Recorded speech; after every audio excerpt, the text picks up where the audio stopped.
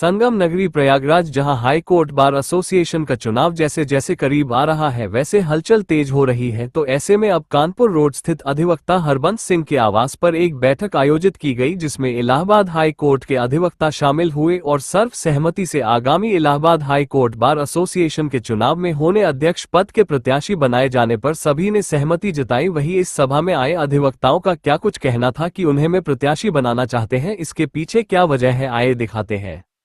हम लोगों ने यहाँ निर्णय लिया है कि हाई कोर्ट बार में हरबंस सिंह से अच्छा प्रत्याशी कोई नहीं है और ये पूर्व में उपाध्यक्ष भी रह चुके हैं और इन्होंने हमेशा ही लोगों को बीसी मिश्रा साहब को, एनसी राजवंशी साहब को और भी तमाम सीनियर अधिवक्ता गिरी साहब के साथ भी रहे हैं। आंदोलन में ये उनके साथ यहाँ पे वकीलों के आंदोलन में यहाँ सचिव भी उन्होंने बने थे, उस समय गिरी साहब ने इनको बनाया था। हम लोग चाहते हैं कि इसे एक अच्छा आदमी चुन के आए जो कि बार की कर्मियों बना, थाने की दलाली ना करे और जगह जगह क्या कहते हैं जो अधिवक्ताओं के जो मामले हो रहे हैं उसको बैठ के उसको हल करे। हम लोग इसी हरबंस सिंह जी को एक अच्छा, निर्भीक और बहादुर आदमी और क्या कहते हैं कि वकीलों की समस्याओं को सुनने वाले, उनको हम लोग जिताने की मंशा लेके एक मीटिंग। सर, आगामी इलाहाबाद उच्च न्यायालय का जो बार एसोसिएशन का चुनाव है उसमें हरबंस सिंह साहब हम लोगों के अध्यक्ष पद के प्रत्याशी हैं। अभी पूर्व में आपने देखा होगा हरबंस सिंह साहब ने अधिवक्ताओं के लिए 10 लाख रुपए कैशलेस इलाज, बाहर के न्यायाधीशों की नियुक्ति का विरोध इन्होंने किया। इलाहाबाद उच्च न्यायालय प्रांगण में जो व्याप्त कुरीतियाँ और भ्रष्टाचार है उसकी बात उजागर किया।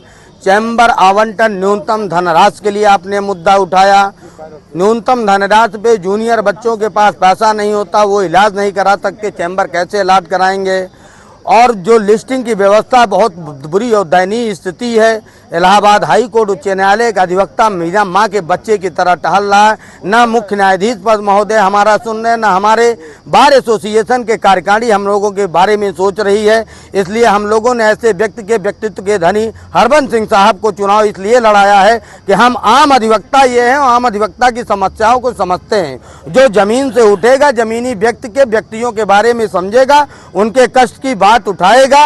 और मुझे ये पूरा विश्वास है हरबंस सिंह न थाने की दलाली करेंगे न न्यायाधीशों की दलाली करेंगे। इनका व्यक्तित्व बहुत अच्छा है। इनका पूर्व कार्यकाल पूर्व उपाध्यक्ष के रूप में हम लोगों ने देखा है, बहुत ही सराहनीय। आम अधिवक्ता के प्रति आपकी गहरी संवेदना, हार्दिक संवेदना रहती है। ऐसे व्यक्तित्व के धनी व्यक्ति को ही वोट देना हम आम अधिवक्ताओं का प्रथम कर्तव्य है।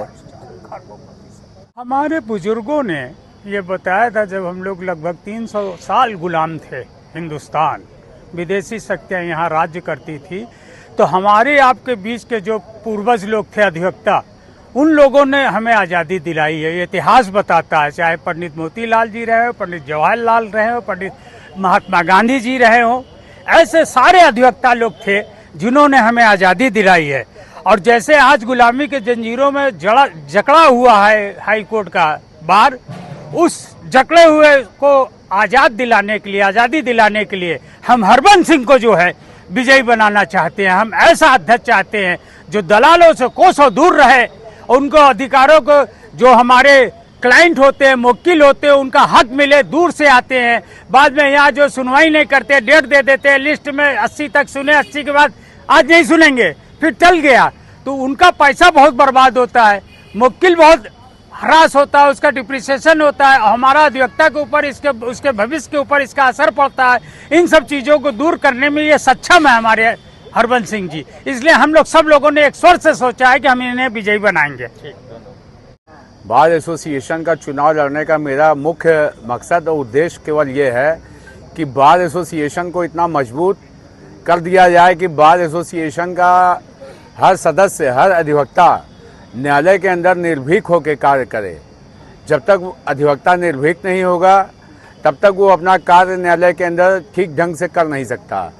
वकील निर्भीक हो, उसको पूरी बार एसोसिएशन की सुरक्षा मिले, उसको जो है 10 लाख का कैशलेस इलाज मिले, उच्च न्यायालय की जो कार्य प्रणाली है वो एक जैसी हो।